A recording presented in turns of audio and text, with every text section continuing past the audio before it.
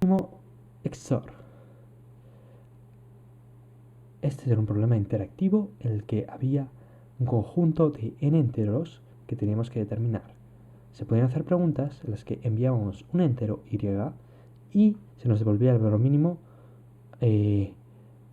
resultante de aplicar la operación XOR con y a todos los elementos del conjunto. Tenemos que determinar el conjunto utilizando como máximo 2n preguntas. Empezamos con 3 propiedades muy sencillas de la operación XOR, pero que son importantes para la mayoría de los problemas en los que esta operación aparece. La primera es que XOR es asociativo y conmutativo, o sea, da igual el orden en el que lo vayas aplicando, siempre obtienes el mismo resultado. Luego la otra propiedad es que el 0 es el elemento neutro de la operación, y otra propiedad es que si aplicas la operación a dos números iguales obtienes un 0. Estas propiedades nos permiten recuperar cuál es el valor que ha hecho que x XOR y de mínimo. Esto se hace aplicando XOR y al resultado que obtenemos, porque entonces las dos i's se cancelarán y nos quedará la x que ha hecho este mínimo. Como lo que tenemos que saber son los valores del conjunto, es decir, las x, esto no será útil. Otras propiedades que también nos van a ser útiles es que si complementamos uno de los términos, obtenemos que el resultado se complementa, donde complementar quiere decir cambiar los ceros por unos. Y esto nos puede servir para obtener el máximo, porque obtener el mínimo del conjunto es fácil. Ponemos y igual a 0 y como 0 es el elemento neutro, nos da el mínimo de x perteneciente a s de x, o sea que es el mínimo del conjunto. Para obtener el máximo, lo que hacemos es poner y el complemento de 0, o sea, el número que tiene unos en todos los bits. Y entonces lo que obtenemos es el complemento del máximo, que cuando le hacemos el XOR de la i, nos da el máximo del conjunto. Supongamos que ya tenemos calculados el máximo del conjunto y el mínimo del conjunto. Este máximo y este mínimo, bueno, aquí empiezan por 1 el máximo, pero podría empezar perfectamente por un 0. Y aquí el mínimo también por un 0. Pero lo que sí que pasará es que en algún momento habrá un 1, tal que la posición correspondiente del mínimo habrá un 0. Es decir, aquí hay un 1 y aquí hay un 0. Esto lo puedo aprovechar para calcular otros valores del conjunto.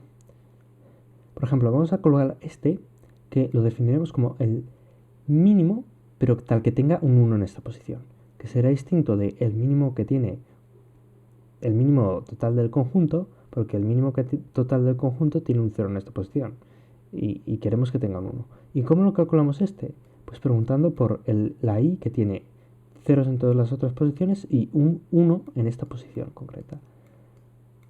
Esto nos permite obtener este mínimo, porque todos los otros, menores que este, tendrán un 0 en esta posición y al hacer el XOR tendrán un 1. Entonces serán mayores que este, porque cuando uno con un 1 en esta posición haga un XOR, entonces se cancelará con este 1 y quedará un 0, y entonces quedará un resultado menor.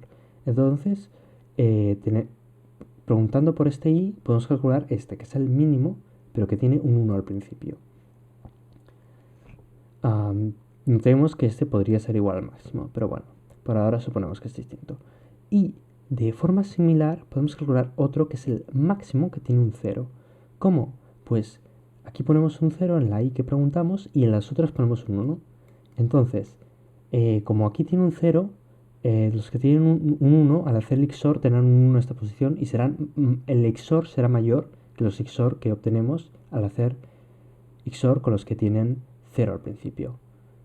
Pero como tenemos aquí todos unos, como hemos dicho antes, cuando ponemos todos unos, obtenemos el máximo. Entonces obtenemos el máximo entre los que tienen el 0 delante.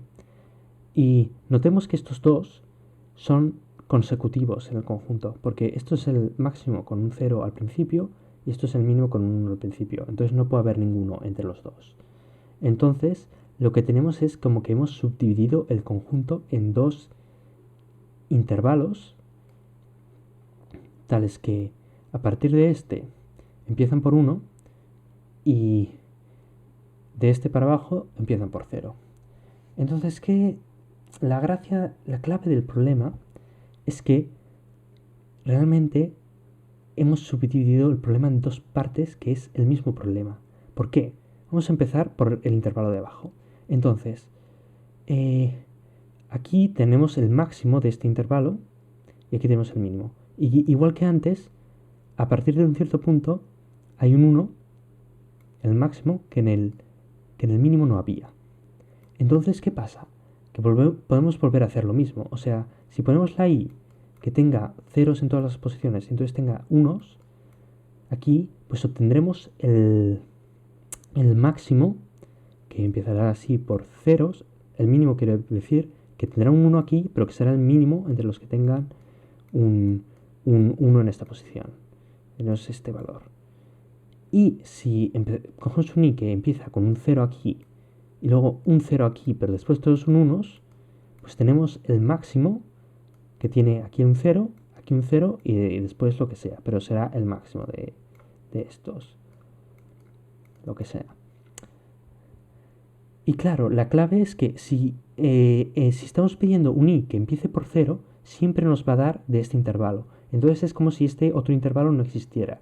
Entonces, podemos ir repitiendo lo mismo recursivamente, pero teniendo en cuenta que tenemos que empezar por 0 en esto. Y en este intervalo de aquí arriba, pues tenemos que hacer lo mismo, solo que en lugar de empezar por 0, todas las i's que pidemos empezarán por 1. Y entonces es lo mismo, obtendremos el resultado correspondiente a este intervalo, porque los otros nunca nos responderán un valor de aquí, porque al hacer XOR en esta posición habrá un 1 el resultado y aquí habrá un 0, entonces serán menores los de este intervalo. Entonces podemos hacer lo mismo. Si pedimos, por ejemplo, aquí hay un 1, que aquí hay un 0, que es la primera posición, entonces si pedimos la i que sea i igual a 1, 0, 1 y después todos ceros, pues obtendremos el mínimo que tiene un 1 aquí, o sea que empieza con 1, 0, 1 y después tiene lo que sea, pero que sea el mínimo. Y si pedimos una i que sea i es igual a 1, 0 y luego aquí un 0 y después todos unos, obtenemos el máximo que tendría aquí. Entonces hemos vuelto a subdividir el intervalo y aquí también lo subdividimos en otro intervalo.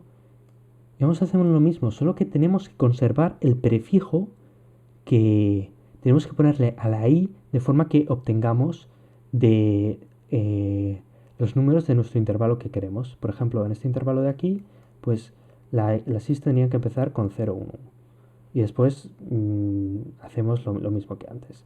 En el caso de que queramos, pues no sé, con un 1 aquí, pues obtener el mínimo, pues 1 y luego ceros, o luego 0 y luego unos, pero este prefijo lo vamos manteniendo.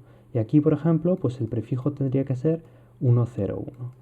Y aquí 1, 1, 0, 0. Pero la gracia es que vamos subdividiendo en varios intervalos. Entonces, ¿qué puede pasar? Que, por ejemplo, cuando calculo el máximo, pues me dé igual al máximo que tenía antes. Entonces, al final, me he quedado con un intervalo de longitud 1. Entonces, ese ya no lo subdivido. Pero, así, voy encontrando todos los números. ¿Por qué encuentro todos los números? Porque la subdivisión que voy haciendo en intervalos siempre particiona el conjunto total. O sea, cuando hago aquí, he hecho dos intervalos, como estos son dos consecutivos, sé que cualquier elemento del conjunto tiene que estar o en este intervalo o en este intervalo. Y aquí igual, estos dos elementos son conjuntos, entonces este intervalo lo voy dividiendo. Y entonces, al final, lo que acabaré sería llegando a intervalos de longitud 1, un intervalo por cada número. Y entonces encontraré todos los números del conjunto. ¿Cuántas preguntas hago con esto? Pues la cosa es que por cada elemento solo lo voy a obtener como resultado de una pregunta dos veces. Cuando lo encuentre como máximo de algún intervalo y cuando lo encuentre como mínimo. Y de hecho lo voy a preguntar exactamente dos veces si me espero a tener intervalos de longitud 1 porque cuando tengo un intervalo de longitud 1 quiere decir que he preguntado ese elemento dos veces. Una en la que me ha dado el mínimo de un intervalo y otra en la que me ha dado un máximo de intervalo. Entonces me he quedado con solo este intervalo. Entonces con dos n preguntas acabaré encontrando todos los elementos.